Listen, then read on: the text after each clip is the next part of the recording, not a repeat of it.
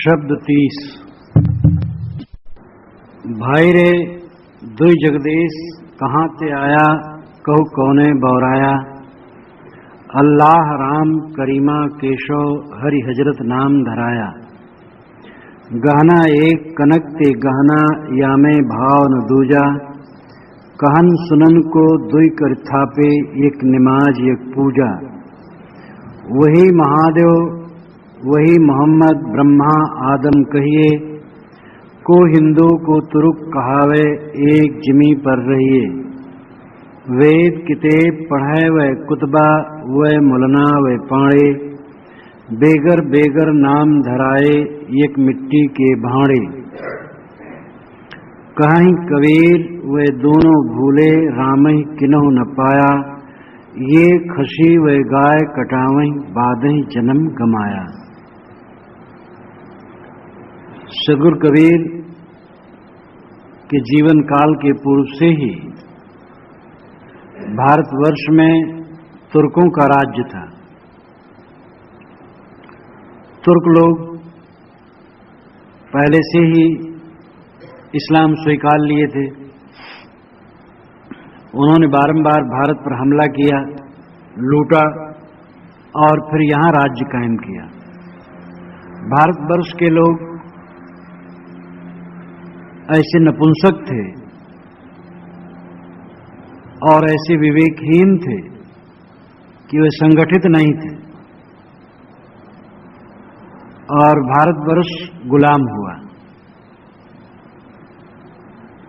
तुर्कों के शासन के साथ इस्लाम भी देश में फैला, साथ साथ हिंदू का देश ये है ही, और हिंदू लोग राम या ईश्वर कहते थे, मुसलमान लोग अल्लाह और खुदा कहते थे। एक दूसरे के शब्दों को वे सहते नहीं थे।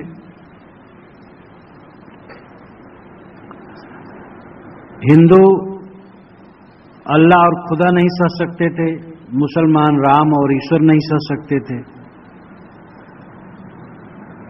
वे ये विचार नहीं करते थे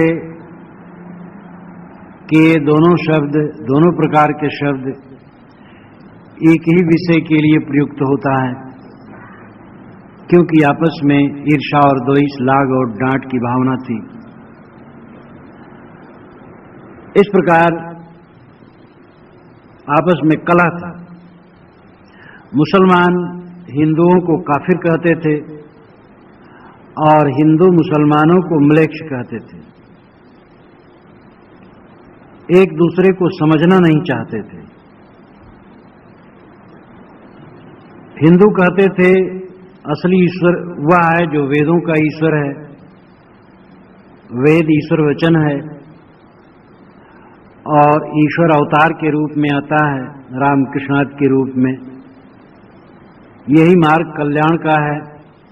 मुसलमान कह रहे थे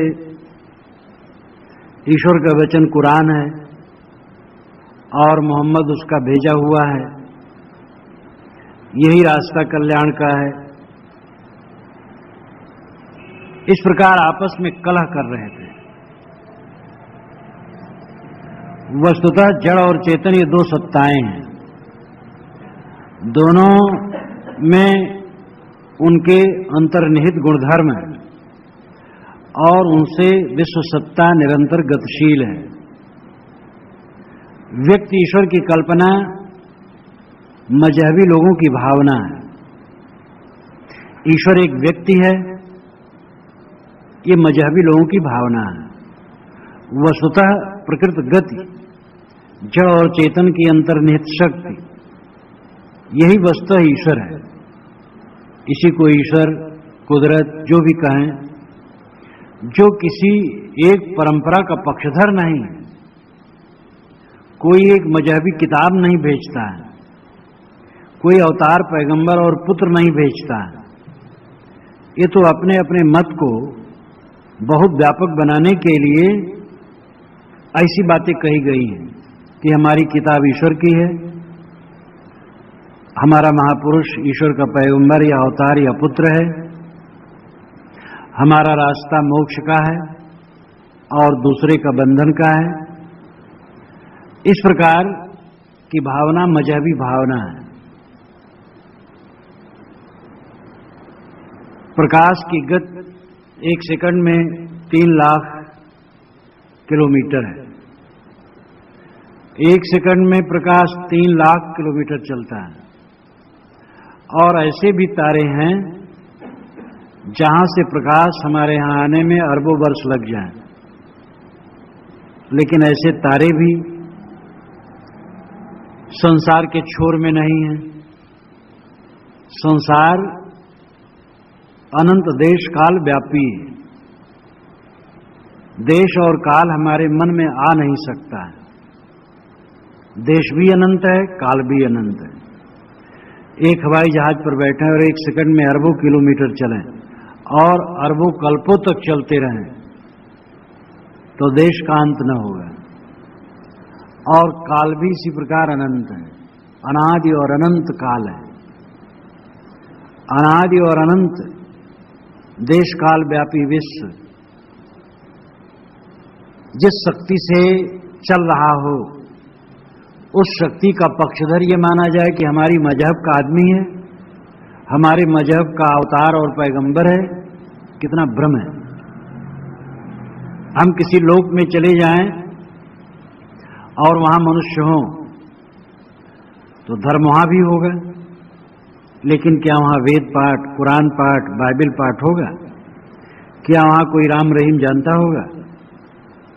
कुछ नहीं जानता होगा। वहां के उनके शब्द होंगे, उनकी मान्यताएं होंगी, लेकिन धर्म का असली स्वरूप होगा शील, करुणा, प्रेम। हम दो इकट्ठे हों तो एक दूसरे के साथ सुंदर व्यवहार करें। इस तथ्य को न समझ करके नाना मजहब वालों ने अपना अपना ईश्वर खड़ा किया है। मेरा ईश्वर बड़ा, मेरा ईश्वर बड़ा, मेरा ईश्वर बड़ा, मेरी किताब बड़ी, मेरी किताब बड़ी, मेरा मजहब बड़ा। संसार में स्त्री, रुपए और जमीन को लेके जितने रक्तपात हुए हैं, उससे कम रक्तपात ईश्वर को लेके नहीं हुआ है। अगर व्यक्ति ईश्वर कहीं बैठा होता तो जरूर बता देता कि तुम लोग अपनी मूर्खता मत व्यक्त करो, मैं एक हूं और सबका हूं। लेकिन आदमी व्यामोहित है और अपने मत को चलाने की तृष्णा में उल्टा पलटा करता है। अनेकता में एकता लोग देख नहीं पाते हैं, एकता में अनेकता देखते हैं। ये ठीक है कि हम लोगों का शरीर अलग अलग है, आत्माएं भी अलग अलग है, लेकिन आत्माओं के गुण एक है, ज्ञान मात्र। सबको भूख प्यास लगने पर अन्न पानी की जरूरत है। सबके अंदर में मनोविकार है, मनोविकार के अंत में ही शांति है। धूप और छाया सब पर समान होती है। तो ये सारी बातें तो सब में है। तो यहां विविधता क्या है? विविधता में एकता है। सदगुरु कबीर ने विविधता में एकता देखी और उनका दृष्टि समन्वित था, हृदय ही समन्वित था। हृदय ऐसा था कि वह सब कुछ को एकता के रूप में देखते थे। इसीलिए कबीर साहब के विचार जितने फैलें, मनुष्य में एकता आएगी। वे कहते हैं, भाई रे दुई जगदीश कहां ते आया। जगदीश नाम जगत का ईश्वर, जगत के दो ईश्वर कहां से आ गए? कहो कौन बोर आया? कहो तुम्हें किसने पागल बना दिया? अल्लाह राम करीमा केशव हरि हजरत नाम धराया। एक अल्लाह है, दूसरा राम है। एक करीम है, दूसरा केशव है। एक हरि है, दूसरा हजरत है। ये कैसे? ये नाम का अंतर है। हरि का अभिप्राय होता है जो हरण करे। वेदों में हरि का अर्थ घोड़ा, इंद्र। वाल्मीकि रामायण में हरि का अर्थ वानर है। हरि के 30 से भी अधिक अर्थ है, लेकिन ईसा के 100 खान वर्ष पूर्व से ही हरि शब्द विष्णु के लिए प्रयुक्त होने लगा। और गुप्त काल में यानी ईसा के 300 वर्ष के बाद हरि अर्थ परम तत्व के लिए हरि शब्द होने लगा। हजरत का अर्थ है महात्मा, करीम और केशव, अल्लाह और राम, हरि और हजरत। ये नाम को लेकर के हम आपस में बंटवारा क्यों करते हैं? अल्लाह और राम, करीम और केशव ये वस्तुतः एक ही परम सत्ता के नाम है, और वह परम सत्ता मनुष्य की अंतरात्मा है जो सबके अंदर में है। उसमें कोई जात भेद नहीं है, कोई लिंग भेद नहीं है। दो परमात्मा कहां से आ गए, दो सत्ताएं कहां से आ गई? किसी सत्ता के विषय में द्वैध नहीं है। मिट्टी है तो मिट्टी है, न वो हिंदू है न मुसलमान। आग है तो आग है, जल है तो जल है, वायु तो वायु, आकाश तो आकाश, और चेतन है तो चेतन। उसमें द्वैध कहां है? वहां हिंदू मुसलमान ईसाई यहूदी क्या प्रसंग है? गहना एक कनक ते गहना यामे भाव न दूजा। कनक सोना है और एक है, उसमें गहने अनेक हैं, कंठा, कंगन, केयूर, कुंडल, अनेक गहने हैं, लेकिन सब सोना है। यामे भाव न दूजा, इसमें द्वैत भाव नहीं है, सोनापन सब में। कहा जाता है कि सोने का गणेश और सोने का चूहा जो वाहन है गणेश जी का।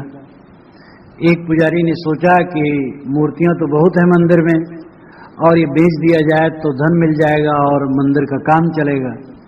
सुनार यहां ले गए, दोनों का वजन बराबर था, दोनों का पैसा सुनार बराबर देने लगा। पुजारी ने कहा, वाह, देवता की कीमत ज्यादा होनी चाहिए और वाहन की कीमत जितने उतने देवता की कीमत।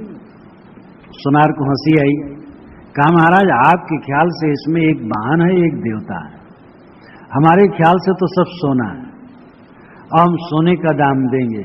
अगर गणेश कहीं हल्के होते तो हम उनका दाम कम देते। वो आपकी भावना है, आप पूजिए, लेकिन हमारे ख्याल से तो केवल सोना है। गहना एक कनक ते गहना, एक कनक है और उसी में नाना गहने हैं। इसी प्रकार कहन सुनन को दुई कर थापे, एक निमाज एक पूजा। कहने सुनने के लिए दो प्रकार की स्थापना हो गई।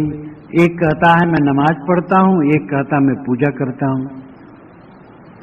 पूजा और नमाज में क्या है? मन को कोमल बनाना, विषयों से मन को हटाकर किसी अदृश्य शक्ति की तरफ उन्मुख करना मन को। वो काल्पनिक हो, सच हो, बात अलग है, लेकिन साधक अपने मन को इन विषयों से हटाकर एक ऐसी सत्ता की तरफ उन्मुख करता है जो दिव्य है, निर्मल है, शुद्ध बुद्ध है, और इससे उसका मन साफ होता है। ये मनोवैज्ञानिक तथ्य है। और चाहे आधार काल्पनिक ही हो, लेकिन उसमें भी फायदा होता है। अगर जेठ की चिलचिली धूप में कोई जोर से कल्पना कर ले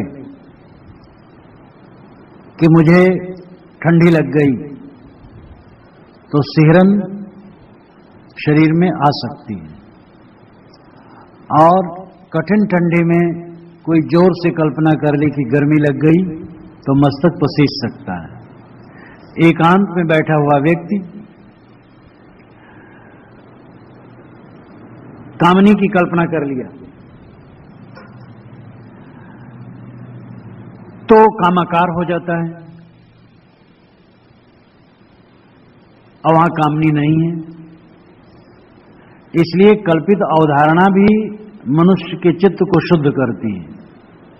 अगर उस अवधारणा के प्रति पवित्र भावना है, इसलिए पूजा हो या नमाज हो या संसार की विविध उपासना कर्म हो, उन सब में एक ही फल है, मन का कोमल और शुद्ध होना। और पूजा के बाद, नमाज के बाद अकड़बाजी है, गंदगी है, तो क्या पूजा है, क्या नमाज है? मुसलमानों की अजान से हिंदुओं की पूजा खराब हो गई, और हिंदुओं की शंख ध्वनि से मुसलमानों की नमाज खराब हो गई। तो एक दूसरे को कहां समझे, इस बात पर हमें ध्यान देने की जरूरत है। अकबर कहते हैं, आता है वज्द हम मुझको अदा पर, मस्जिद में नाचता हूं नाकूस की सदा पर। अकबर इलाहाबादी, इसी इलाहाबाद के एक महान कवि हुए हैं अकबर। उन्होंने कहा है कि हर दिन की अदा पर, हर दिन के कायदे पर मुझे वज्द आता है, प्रेम मग्नता आती है। जब मैं मस्जिद में नमाज पढ़ता हूं, उस समय मेरे कान में जब मंदिर की शंखध्वनि सुनाई देती है, तब मैं नाच उठता हूं प्रेम में। आता है वज्द मुझको हर दिन की अदा पर, मस्जिद में नाचता हूं नाकूस की सदा पर। तो साहब कहते हैं, एक नमाज है, एक पूजा है, नाम दो है। ईसाई प्रार्थना कहते हैं, लेकिन सबका अर्थ है मन का कोमल होना, विनयी होना। वही महादेव वही मोहम्मद ब्रह्मा आदम कहिए, को हिंदू कुतरू कहावे एक जमी पर रहिए। वही महादेव है, वही मोहम्मद है। ये व्यक्तित्व के रूप में सच नहीं है। महादेव अलग है, मोहम्मद अलग है। अगर महादेव कोई महापुरुष हुए हैं तो मोहम्मद के हजारों वर्ष पूर्व हुए हैं, और मोहम्मद को हुए तो अभी 1400 वर्ष हुए। यहां व्यक्तित्व की एकता प्राय नहीं है। साहब कहते हैं, अगर महादेव में तुम श्रद्धा रखते हो तो मोहम्मद में भी रखो तो कोई नुकसान नहीं, अच्छा है। और मोहम्मद में श्रद्धा रखते हो तो महादेव में भी रखो। ये महादेव मोहम्मद तो उन्होंने नाम लिया, अर्थ है तुम अपने इष्ट में श्रद्धा रखो, और इसी प्रकार अगर दूसरे के इष्ट में भी श्रद्धा रखो तो कितनी एकता होगी और कितना अच्छा होगा। तुम ये चाहते हो कि तुम्हारे इष्ट को लोग माने, तो दूसरे भी चाहते हैं यही। इसलिए महादेव और मोहम्मद दोनों में श्रद्धा रखो, ब्रह्मा आदम कहिए। साहब कहते, ब्रह्मा को तो आदम ही कहना चाहिए और आदम को ब्रह्मा ही कहना चाहिए। स्वामी परंपरा वाले मनुष्य का प्रथम रूप आदम मानते हैं, और ब्राह्मण परंपरा वाले ब्रह्मा मानते हैं। ब्राह्मण परंपरा यानी वेदों का जहां से प्रचलन हुआ। स्वामी परंपरा नूह नाम के महान पुरुष के 3 पुत्र शाम, हेम, एपेत, और शाम के वंशज असीरियन, बेबलियन, ये सभी हैं अरब के लोग, जिसमें यहूदी, ईसाई, मुसलमान सब आते हैं। ये सब स्वामी परंपरा के लोग हैं। स्वामी परंपरा वाले मानते हैं कि मनुष्य का आरंभ आदम से। ब्राह्मण परंपरा वाले मानते हैं मनुष्य का आरंभ ब्रह्मा से। तो शब्द 2 हुआ, ब्रह्मा और आदम एक प्रतीकात्मक शब्द है, दोनों का अर्थ एक है, जिससे मनुष्य आरंभ हुआ। ये उनकी कल्पना है। मनुष्य तो आरंभ क्या हुआ, मनुष्य सदा से। पहले मुर्गी है कि अंडा, बिना मुर्गी का अंडा नहीं, बिना अंडा मुर्गी नहीं। आदमी सदा से, सब कुछ सदा से। को हिंदू को तुरुक कहावे एक जमीन पर रहिए, एक जमीन पर रहते। यहां कौन हिंदू मुसलमान है? एक शिष्य मिल जाए, नवजात शिष्य सड़क पर, तो उसको क्या कहोगे? न वो खतना कराए, न चोटी रखाए, न जनेऊ पहने, न अरबी पढ़े, न संस्कृत, न हिंदी, न हिब्रू, उसको क्या कहोगे? ईमानदार इंसान केवल इंसान है। ये आदमी तमाम नक्काश करके और नकलबाजी करके कुछ का कुछ बनता है। साहब कहते हिंदू मुसलमान, हिंदू तुर्क झूठ कुल दोई, हिंदू तुर्क दोनों कुल झूठ, मनुष्य सच्चा। मनुष्य प्रेम करो, एक जमीन पर रहिए, एक जमीन पर हम रहते हैं। यहां कौन हिंदू मुसलमान है, कौन ब्राह्मण शूद्र है, कौन ऊंचा नीचा है? वेद किताब पढ़े वे कुतबा वे मुलना वे पाड़े। ब्राह्मण वेद पढ़ते हैं और मुसलमान किताब पढ़ते हैं। कुतबा का मतलब होता है किताब का बहुवचन, और कुतबा को खुतबा मान लिया जाए तो प्रार्थना। कुतबा का मतलब बहुत किताबें। वेद और वैदिक साहित्य पंडित लोग पढ़ते हैं। कुरान और कुरान संबंधी किताबें मुल्ला लोग पढ़ते हैं। साहब कहते वे मुलना वे पाणी, वे मुलना कहलाते वे पाणी कहलाते हैं। पाणी पांडे, पंडा से पांडे शब्द हुआ। पंडा प्रज्ञा से हुआ। प्रज्ञा यानी तीव्र बुद्धि, जो तीव्र बुद्धि वो प्रज्ञावान है। प्रज्ञावान से ही शायद पांडे शब्द हुआ और उसी का अपभ्रंश पाणे। पंडित और मौलवी, एक पढ़ता है वेद, दूसरा पढ़ता कुरान। एक पढ़ता है वैदिक साहित्य, दूसरा पढ़ता है कुरान संबंधी साहित्य। बेगर बेगर नाम धराए, बेगर बेगर नाम अलग अलग, ये अलग अलग नाम धरा दिए, लेकिन हैं एक मिट्टी के भांडे, सभी एक मिट्टी के बर्तन हैं। जैसे एक ही प्रकार की मिट्टी से अनेक बर्तन बनते हैं, तैसे ये सब हिंदू मुसलमान नामधारी सब एक ही मिट्टी से बने हैं। सबके अंदर में एक ही प्रकार के तत्व हैं। कहीं कबीर वे दोनों भूले राम किन्हों न पाया। साहब कहते हैं लेकिन वे दोनों भूल गए। साहब समन्वय करके छोड़ नहीं देते हैं, दोनों की अच्छाई कहते लेकिन दोनों गलतियां भी बताते हैं। डरना वो नहीं जानते थे। उस जमाने में जब तुर्कों का राज था तब कहते हुए दोनों भूले हैं। और हिंदू को भूला कह दे, मुसलमान को भूला कहना जिनके हाथ में तलवार थी और शासन, वो भी कहते हैं। लखनऊ के एक बोधक नामक पंडित ने कहा था कि हिंदू इस्लाम दोनों मत ठीक है, किसी से भी कल्याण है, सबसे कल्याण है। इसी पर उसको फांसी की सजा मिली थी कि इस्लाम जो राह खुदा है उसके समान हिंदुओं का रास्ता कैसे है जो काफिरों का है। हिंदुओं के रास्ते से क्या, मुसलमानों से हट करके कोई भी रास्ते से जीव का कल्याण नहीं, सब नरक में जाएंगे। केवल इस्लाम जो स्वीकार करेगा वही स्वर्ग में जाएगा। ऐसा स्टेटमेंट दे करके और उस ब्राह्मण को फांसी के तख्ते पर लटकाया गया था। और वही जमाना था कबीर साहब का, जब कबीर साहब ललकार रहे थे मुल्लाओं को, खूब डांट रहे थे और उल्टा पलटा कह रहे थे, लेकिन कबीर का बाल बांका नहीं हुआ।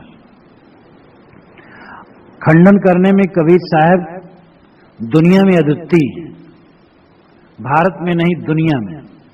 दुनिया में उनका जोड़ा कोई नहीं है जो इतना खरा कहा। लेकिन ऐसा अद्भुत व्यक्तित्व कि उनके शरीर छूटने पर हिंदू मुसलमान दोनों अंत्येष्टि संस्कार करना चाहते थे, जो दोनों को फटकारे थे जीवन भर। दुनिया में दूसरा उदाहरण नहीं है कि दो विरोधी मत किसी के शव का अंत्येष्टि करना चाहें और दोनों को जिसने उल्टा पलटा कहा। तो कारण यह था कि कबीर साहब ने जो कहा, डांट के कहा, खर कहा, लेकिन सत्य कहा। और वे कहीं एक जगह से चिपके नहीं थे, वो निर्मल थे, इसलिए सबकी बुराई कहते थे। कबीर साहब कहते हुए दोनों भूले, सीधी बात, मुसलमान भी भूले हैं और हिंदू भी भूले हैं। राम किन्हों न पाया, ये कोई राम रहीम को नहीं पाए, क्योंकि ये खसी वह गाय कटावे। ये जो हिंदू हैं ये खसी कटाते हैं और वह गाय कटाते हैं मुसलमान। देवताओं को खुश करने के लिए बकरे कटाना और ईश्वर को खुश करने के लिए गाय कटाना, ये कहां की समझदारी है। जो देवता होगा, ईश्वर होगा, वो करुणाशील होगा, रहम वाला होगा। किसी प्राणी की हत्या करके तब वो खुश हो, ये बात तो समझ में नहीं आती। बाद ही जन्म गंवाया, साहब कहते बाद में ही विवाद में, व्यर्थ में ये लोग अपना जन्म खोते हैं और इतनी सी अकल नहीं रख पाते हैं कि देवता और ईश्वर प्राणी की हत्या करने से खुश होने वाला नहीं। और वो देवता कैसा, वो ईश्वर कैसा जो प्राणियों की हत्या से खुश हो। इसलिए ये बात ठीक नहीं है। हत्या और बेरहमी छोड़ो, मानव मात्र, प्राणी मात्र के प्रति संबुद्धि रखो और राम रहीम, अल्लाह करीम केशव के शब्दों को लेकर के मत लड़ो। सच्चाई सब में एक है, आवश्यकताएं सबको एक है। कोई मत आकाश से नहीं आया है, कोई आकाश से अवतार पैगंबर नहीं आया है। जितने महापुरुष हैं सब मानव हैं, जितने मजहब हैं संप्रदाय हैं सब मानव के चलाए हैं, जितनी किताबें हैं सब मानव की रचनाएं हैं। इसलिए सभी महापुरुष को आदर दो, सभी संप्रदायों को आदर दो, सभी किताबों को आदर दो, पढ़ो और सार लो, असार छोड़ो। साधु ऐसा चाहिए जैसा शुभ सुभाए, सार सार को गहरे थोथा दे उड़ाए। स्वामी शंकराचार्य ने बृहदारण्यक भाष में एक जगह लिखा है कि श्रुति स्मृतियों के सैकड़ों विरोधी वचन परस्पर एक दूसरे के विरोधी, और इसके विशेषज्ञ जो महापुरुष हैं उनके आचारों में भिन्नता है और उनके मतों में भी भिन्नता है। इसलिए सामान्य लोगों को इसे समझना असंभव है। जो बुद्धिमान है, जिनके पास युक्ति और तर्क है, वही इसका विभाग कर सकते, निर्णय कर सकते हैं। इसलिए मैं भी अपनी बुद्धि और सामर्थ्य के अनुसार इसमें निर्णय करूंगा। ये उन्होंने बहुत बढ़िया बात कही। वेद के ऋषि बहुत पहले कह गए हैं, सक्त में उतना परंतो यत्र धीरा मनसा वाचम कृत अत्रा सखाया सख्यान जानते भद्र ईशाम लक्ष्मीर नेतादिवाच। जैसे चलनी से सत्तू छाना जाता है और चोकर अलग करके सत्तू ग्रहण किया जाता है, तैसे विवेकवान मन से वाणी को छानते हैं। वही कल्याणकारी लक्ष्मी निवास करती है, वही मित्र मित्रता के भेद को जानते हैं। कबीर साहब का आदेश आपकी जनभाषा में है, साधु ऐसा चाहिए जैसा शुभ सुभाए, सार सार को गहरे थोथा दे उड़ाए। इसलिए हम अपनी परंपरा की सभी पुस्तकों को आदर दें। अपनी परंपरा का मतलब मानवीय परंपरा, केवल हिंदू नहीं, केवल मुसलमान नहीं, केवल ईसाई नहीं। हमारी मानवीय परंपरा की जितनी पुस्तकें हैं सब आदरणीय हैं और सब पर विचार करना चाहिए और सब जगह सार लेना चाहिए और कहीं भी असार हो उसको छोड़ देना चाहिए। कितनी बातें देश काल सापेक्ष है, उनको छोड़ना पड़ेगा। कितनी बातें निर्णय नहीं है, छोड़ना पड़ेगा। इसलिए कबीर साहब के इस 30वें शब्द का अभिप्राय है कि दुनिया के सभी महापुरुषों को आदर दो और दुनिया में महापुरुषों और संप्रदायों द्वारा जो परमतत्व के लिए शब्द निर्धारित है, उन सभी शब्दों का अर्थ एक है, उसमें लड़ो मत। उपासना पूजा जैसे करो, उसका अर्थ होना चाहिए कोमलता। और ये प्राणी समूह ही मानव ईश्वर है, इसके प्रति श्रद्धा रखो, दया करो और अपने आत्मा को पहचानो।